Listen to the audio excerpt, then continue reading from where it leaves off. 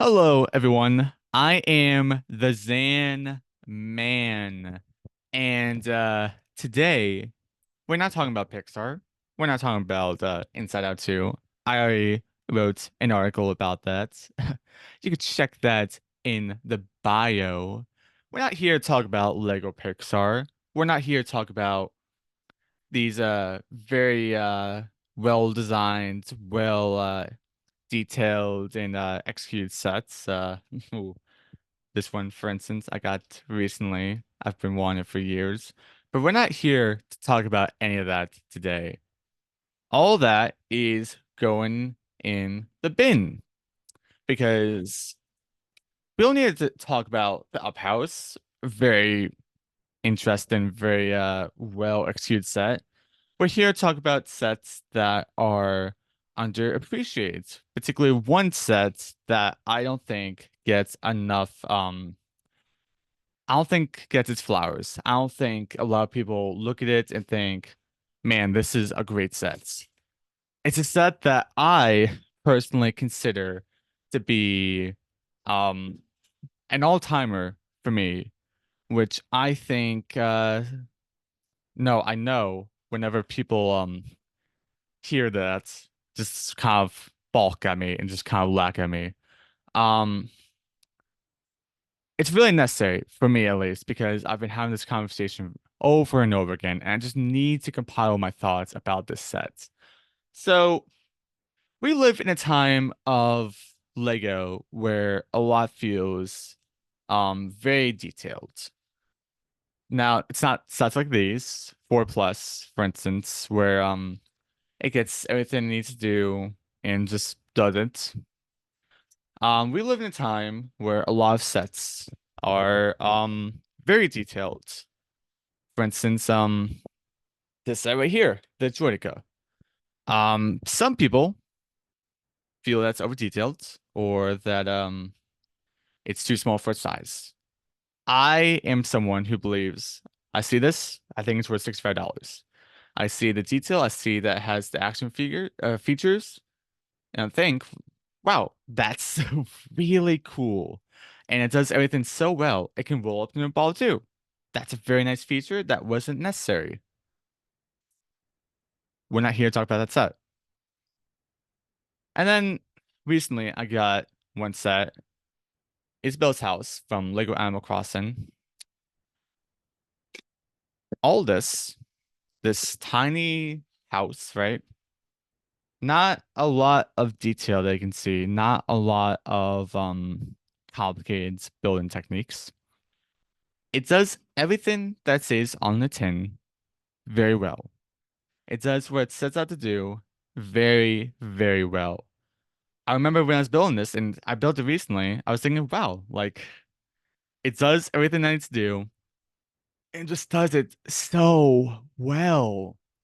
No complicated building techniques necessary. It just feels very throwback, in my opinion. And that's why I really like this set too.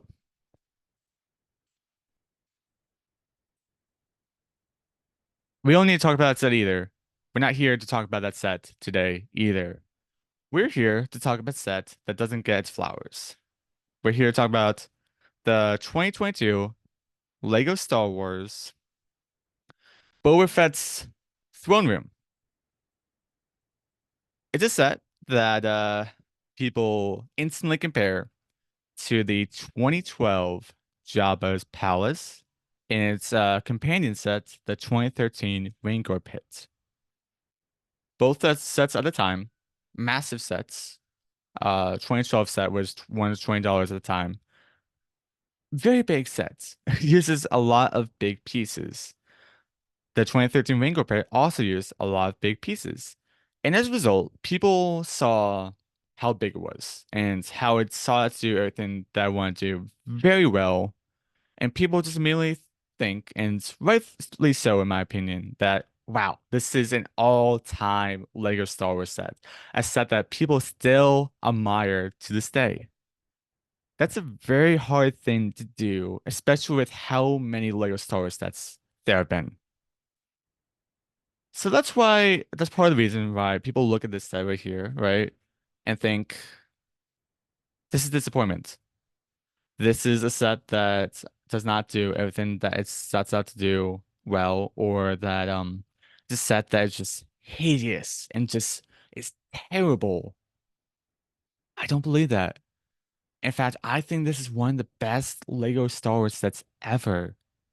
And yes, I know a lot of people are going to hear that and think, "Savag, you are outrageous. You are just talking from the heart," which I am. But also, I bought this set on clearance for $70. I've had time to marinate and think of why I like this set so much. Because as I said, when I looked at the pictures when it was first revealed, I saw it and was like, man, this is such a great set. So let's talk about everything it offers, okay? And remember, I have a mic in hand, so I can only do this freestyle one hand, okay? Boba Fett, good figure.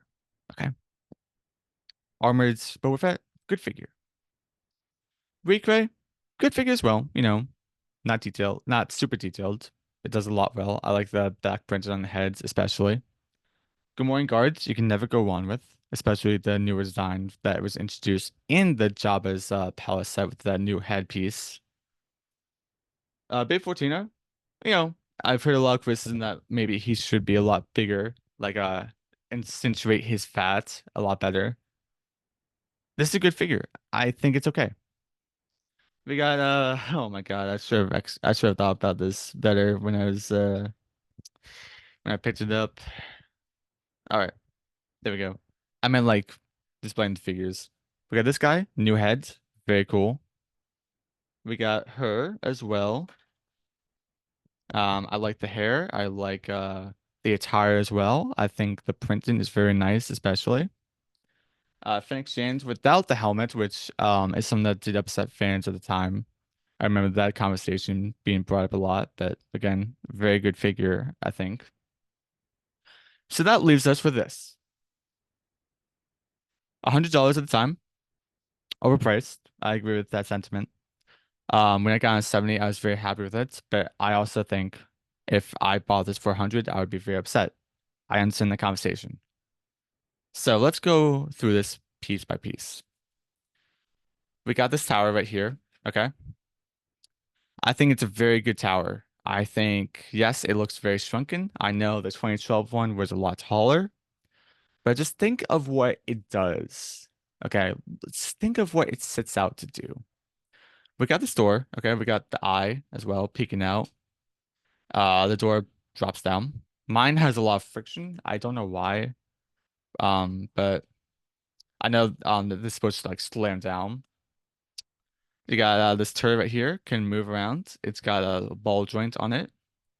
And now this is the part that people have been very upset about. The watchtower.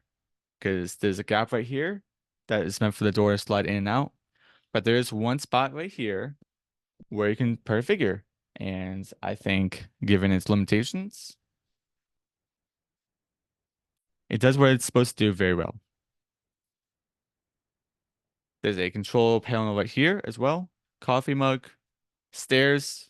Um, Hold on. Oh my God, this is bad. We got stairs right here, and they flip up and down. Let me put a figure on there so they get a better idea. Figure right there, right there. Figure down on the floor now. The stairs lift up, or not lift up, they just fall down so that a figure can trip on their feet. Very cool feature, I think. Let's go to this section. A little eatery. Got two chairs. You got some beverage right there.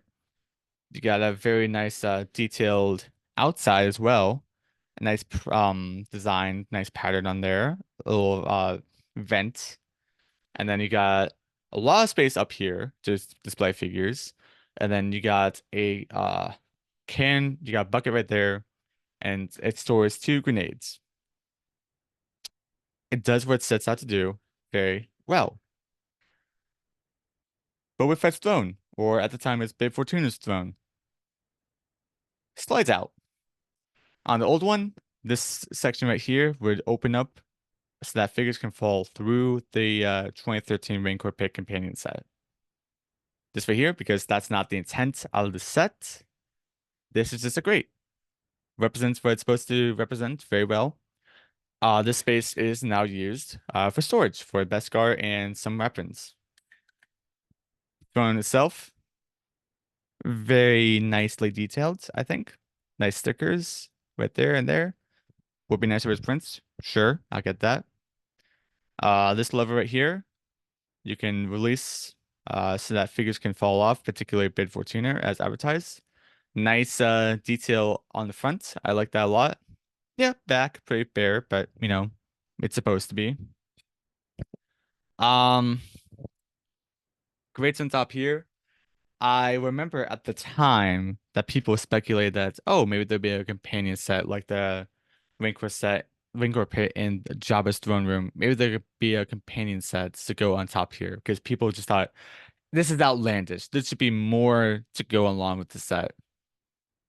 Never companion sets. I don't think there will ever be a companion set intended for this set. Let's go to the front.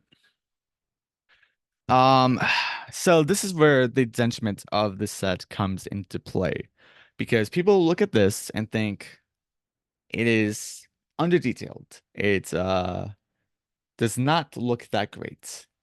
And I'm going to be honest, the box design, the graphic design, what's advertised on the box, what it shows, it's the party in the back. They do not advertise the front of the set, the business side, perhaps. And I think that rubbed people the wrong way. I think people saw that the party in the back was represented, not the front, and thought, what are they hiding? Why are they hiding this?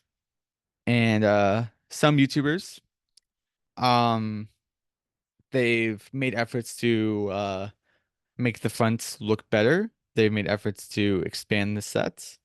Uh, Partly because people look at this and think, wow, that looks under detailed. That does not look great at all.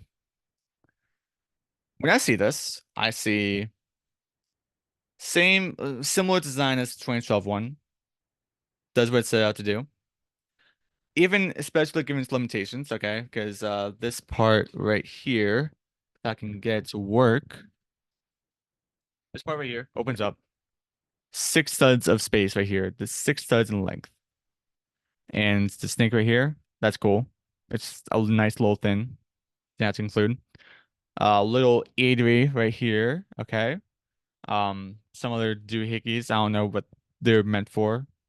Yeah, chicken spit right here. That's pretty cool. It spins as well. There's a wheel inside. Bones for presumably the Gamorrean guards. Maybe he had a little snack. A little beverage on the side as well. Little table. Limited space. Yeah, very compact design. And yet, there's a lot of fun to be had. Huh. Lots of fun. Takes advantage of the space. That's pretty cool, I think. And then let's turn this thing around. Okay. And yeah, I get the argument. I get that people just see this and think it's underwhelming. It does not hold up well to the 2012 one. And it is very understandable. And it's very easy to make that comparison. I think it's also important that to recognize that they are two different sets. It's important to recognize that this set does something different, and then the 2012 one also does something different. A great example of that is that it has a companion set. It's supposed to have another set to be played alongside it. It uses a lot more bigger pieces. It does not have the level of detail that this one has. This one is a lot more compact, which I recognize people were upset about.